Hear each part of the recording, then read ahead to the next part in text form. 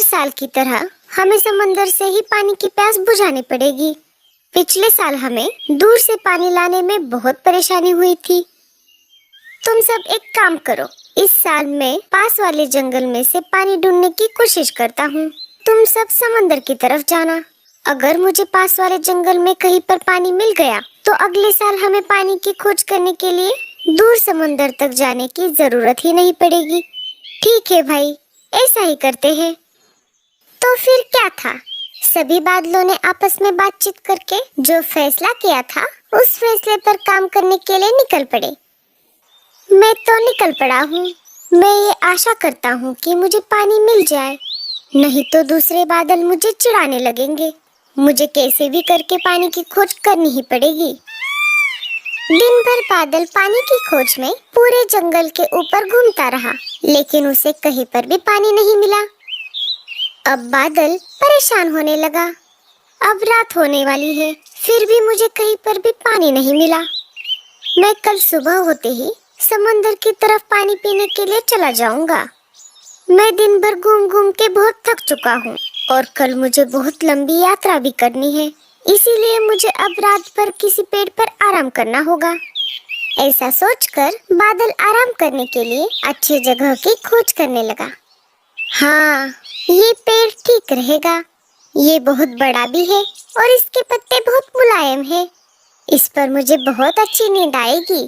ऐसा कहकर बादल पेड़ के ऊपर जाकर बैठ गया। इधर लाडो चिड़िया अनाज लेकर घर की तरफ लौट रही थी। उसके बच्चे उसका घर पर इंतजार कर रहे थे। लाडो चिड़िया अपने घोंसले के पास आ गई। बच्चों ने पहली बार बादल को देखा था, इसीलिए वो उसे घूरे जा रहे थे। मम्मी, वो इतना बड़ा क्या है? क्या वो एक पंछी है? अरे नहीं बच्चों, वो कोई पंछी नहीं, एक बादल है। पिछली बार जब आपने बारिश देखी थी, वो इसी बादल से आ रही थी। मम्मी, बादल नहीं होंगे तो क्या बारिश भी नहीं होगी? हाँ मेरे बच्चों, बादल को बरसात के लिए पानी की जरूरत पड़ती है, तभी वो बारिश कर पाएगा। बादल उनकी सारी बातें ऊपर से सुन रहा था। वो उनकी तरफ देख रहा था। मम्मी, हमें उनसे बात करनी है। नहीं बेटा, वो थक गए होंगे, उन्हें थोड़ा आराम करने दो। अरे कोई बात नहीं चिड़िया रानी, तुम सब मुझसे बात कर सकते हो। बादल की ये बात सुनकर बच्चे बहुत खुश हो गए। तीनों उसके पास आ गए। अरे, जब हम आपको दूर से देखते हैं तब हमको लगता है कि सारे बादल बर्फ से बने होते हैं, पर तुम तो किसी सूखे कपास की तरह लग रहे हो। हाँ चिड़िया रानी, तुमने जैसा सोचा है हम बिल्कुल वैसे ही होते हैं। हम बर्फ की तरह ठंडे होते हैं। तो क्या इसका मतलब इस साल बारिश नहीं होगी? अरे नहीं नहीं, ऐसी बात नहीं है। इस साल बारिश अवश्य होगी और वो भी बहुत ज्यादा। बाकी सारे बादल इसी कारणवश बहुत सारा पानी पीने के लिए समुद्र की तरफ गए हैं। अगले साल हमें दूर तक यात्रा न करनी पड़े, इसीलिए मैं पास वाले इलाके में पानी की खोज कर रहा था, परंतु मुझे कहीं पर भी पानी नहीं मिला। क्या आप पश्चिम में पहाड़ी इलाकों की तरफ गए थे? मैंने सारी दिशाओं में खोज की, परंतु मैं बहुत थक चुका था, इसीलिए मैं पश्चिम की तरफ बहुत दूर तक नहीं जा सका। अगर मैं बहुत दूर तक जाता तो मुझे समंदर की तरफ जाने में बहुत ज्यादा कष्ट झेलना पड़ता। बादल भैया, हम जंगल के सारे पंछी पश्चिम इलाके वाले नदी से ही पानी पीते हैं, क्योंकि बाकी जगह पर कहीं पर भी पानी नहीं है। फिर तो बहुत अच्छा हुआ, मैं कल ही सुबह जाकर वहाँ से पानी पी लूंगा। तुम्हारा बहुत बहुत शुक्रिया चिड़िया रानी। मैं सारे पंछियों के उठने से पहले ही यहाँ से चला जाऊंगा, लेकिन जाते जाते मैं तुम्हें एक जरूरी बात बताना चाहता हूँ, क्योंकि तुमने मेरी बहुत मदद की है। पिछले साल बहुत कम बारिश हुई थी, इसीलिए हम सभी बादलों ने यह निर्णय लिया है कि इस साल बहुत ज्यादा तेज बारिश करेंगे, ताकि अगले साल तक जंगल के सारे जानवर और पंछियों को पानी की कोई समस्या ना हो। इसीलिए मैं तुमसे एक विनती करता हूँ कि आप सभी पंछी अपने अपने घोंसले किसी ऊंचे पेड़ पर बनाएं। हमें ये बात बताने के लिए बहुत बहुत शुक्रिया। मैं जंगल के सारे पशु पक्षियों को सतर्क कर दूंगी। इधर बाकी सारे बादल समंदर तक पहुंच चुके थे। अरे भाइयों, क्या पता हमारे बादल दोस्त को पानी मिला भी है या नहीं। अगर ऐसा ना हुआ तो हमारा तेज बारिश करने का फैसला गलत साबित हो जाएगा और जंगल में फिर से सूखा पड़ जाएगा। इसीलिए हमें जितना ज्यादा हो सके उतना ज्यादा पानी पीना होगा और साथ ही साथ हमारे बादल दोस्त के हिस्से का भी पानी पीना होगा। अगर हमारे बादल दोस्त को पानी नहीं भी मिला तो उसकी जगह पर हम बारिश कर लेंगे। इधर दूसरे दिन सुबह जैसे लाडो चिड़िया ने बादल से कहा था कि पश्चिम की तरफ एक नदी है और उसमें बहुत सारा पानी है, वैसा ही बादल ने किया। बादल सुबह सुबह सारे पंछियों के नींद से जागने से पहले ही लाडो के घोंसले के पास वाले पेड़ से ही निकल पड़ा। सारे पंछी जाग गए। सुबह होते ही लाडो चिड़िया सीधा राजा जी के पास चली गई। अरे लाडो, कैसी हो तुम? बताओ, सुबह सुबह कैसे आना हुआ? क्या बताऊं राजा जी, बात ही कुछ ऐसी है। 1-2 दिन में हमारे जंगल में तेज बारिश होने वाली है। उस वजह से जंगल में बाढ़ भी आ सकती है। ये सब तुम्हें किसने बताया? तुम इतने दावे के साथ कैसे कह सकती हो? लाडो पिछले रात की सारी घटना राजा जी को बताती है। राजा जी को लाडो चिड़िया पर भरोसा था। लाडो, मुझे तुम पर पूरा भरोसा है। बताओ, अब आगे क्या करना है? राजा जी, चाहती तो मैं एक एक करके जंगल के सभी पंछियों के घर जाकर ये बात बता सकती थी, लेकिन उसमें बहुत ज्यादा वक्त लगेगा। हमें हमारे जंगल के सारे पंछियों को ये बात बतानी है कि 2-3 दिन में बहुत ज्यादा बारिश होने वाली है। इसीलिए सभी पंछियों को जितनी जल्द हो सके उतनी जल्द अपने अपने घोंसले किसी ऊंचे पेड़ पर ले जाने होंगे। ठीक है लाडो, मैं अभी सूचना पक्षी को बुलाता हूँ और उसे ये बात सारे जंगल में फैलाने के लिए कहता हूँ। सिपाहियों, सूचना पक्षी को बुलाया जाए। जी महाराज। राजा जी ने सिपाही पक्षियों को सारी बातें बता दी। थोड़ी देर बाद सूचना पक्षी जंगल में आ गए और उन्होंने पूरे जंगल में ये बात फैला दी। सुनो सुनो सुनो, खबर मिली है कि आने वाले 2-3 दिनों में जंगल में बहुत तेज बारिश होने वाली है। इसी तेज बारिश की वजह से जंगल में बाढ़ भी आ सकती है।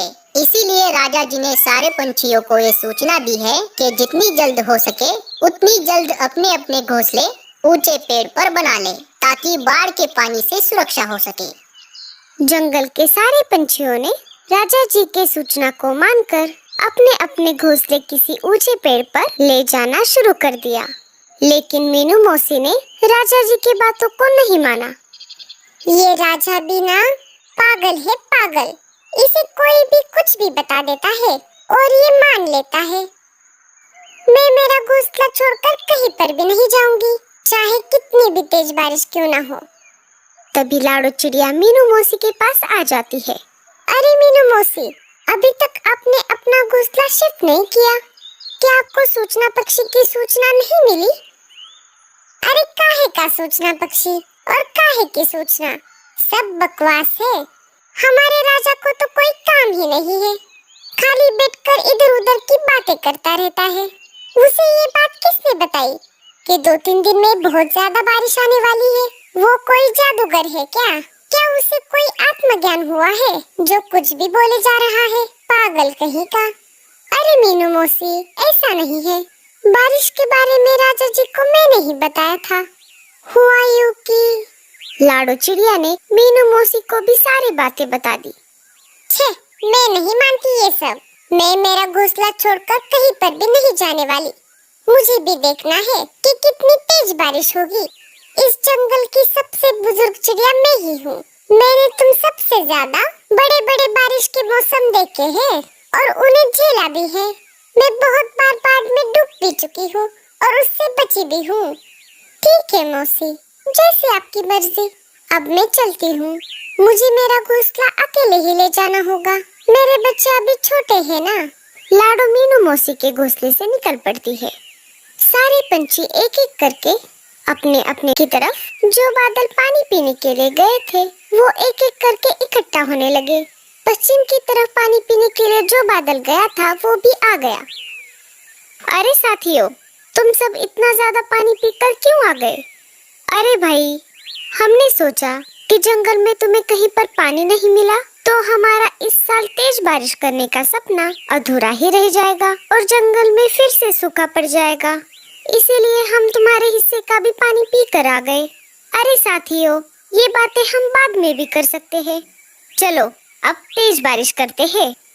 सारे बादलों ने मिलकर जंगल में तेज बारिश करनी शुरू कर दी। 2-3 दिन जंगल में लगातार तेज बारिश चलती रही। इस वजह से जंगल में बाढ़ आ गई। जिन जिन पंछियों ने अपने घोंसले ऊंचे पेड़ पर लगाए थे वो तो बाढ़ के पानी से बच गए, लेकिन इधर मीनू मौसी के घोंसले में पानी भरने लगा और थोड़ी ही देर में मीनू मौसी का घोंसला बाढ़ के पानी में बहने लगा। मौसी घोंसले से बाहर आ गई। अरे कोई मुझे बचाओ, मेरा घोंसला डूब गया। मीनू मौसी घबराते हुए लाडो चिड़िया के घोंसले के पास आ गई और दरवाजा खटखटाने लगी। लाडो, अरे ओ लाडो, जल्दी से दरवाजा खोलो, मुझे अंदर ले लो, मैं बाहर भीग रही हूँ। लाडो ने घर का दरवाजा खोल दिया और मीनू मौसी को अंदर ले लिया। देखा मौसी, मैंने कहा था ना आपको, लेकिन आपने मेरी बात ही नहीं मानी। थोड़ी देर बाद पानी और ऊपर तक चढ़ने लगा। आखिर पानी लाडो के घोंसले तक पहुंच ही गया। अरे बाप रे, मैंने तो मेरा घोंसला सबसे ऊपर बनाया था। अगर पानी मेरे घोंसले तक आ गया है तो इसका मतलब है तो बाकी के पंछियों के घोंसले डूब गए होंगे। सारे पंछी अपने अपने घोंसले छोड़कर एक ऊंचे पेड़ के डाली पर जाकर बैठ गए थे। लाडो, उसके बच्चे और मीनू मौसी उनके पास चले गए। 4 दिन तक लगातार बारिश चलती रही। फिर धीरे धीरे बारिश कम होने लगी। बड़े पंछी भूखे प्यासे रह सकते थे, लेकिन छोटे पंछियों का भूख के मारे बहुत बुरा हाल हो चुका था। लाडो ने जिस बादल की पानी ढूंढने में मदद की थी वो लाडो चिड़िया के पास आ गया। बादल भाई, आपने तो कहा था कि तेज बारिश होने वाली है, लेकिन इतनी ज्यादा तेज बारिश होने वाली है ये नहीं बताया था। अरे चिड़िया रानी, मुझे माफ कर दो।